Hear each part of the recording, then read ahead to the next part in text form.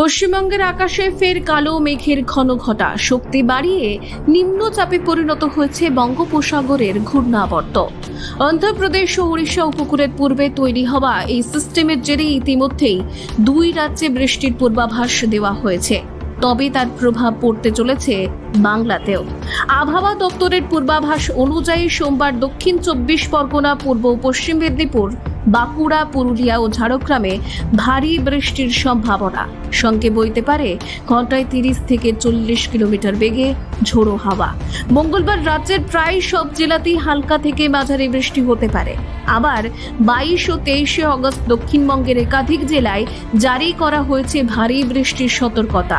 22 তারিখ মুর্শিদাবাদ, নদিয়া, পূর্ব বর্ধমান ও 2 24 পরগনায় ভারী বর্ষণের আশঙ্কা। পরদিন উত্তর ও দক্ষিণ 24 পরগনা, 2 মেদিনীপুর ও বাঁকুড়া জেলাও ভিজতে চলেছে প্রবল বৃষ্টিতে। কলকাতায় এবছর আগস্ট মাসে বৃষ্টির ঘাটতি চোখে পড়ার মতো।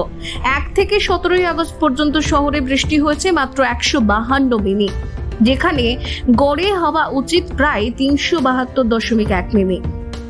অর্থাৎ এখনো পর্যন্ত 41% বৃষ্টি হয়েছে মাত্র। আবহাওয়াবিদদের মতে এই নিম্নচাপই হয়তো সেই ঘাটতি অনেকটা পূরণ করবে। এদিকে আবহাওয়া দপ্তরের সতর্ক করছে, ঘূর্ণাবর্ত কেটে গেলে বঙ্গোপসাগরের উত্তরে আরও একটি নতুন সিস্টেম তৈরি হওয়ার সম্ভাবনা প্রবল।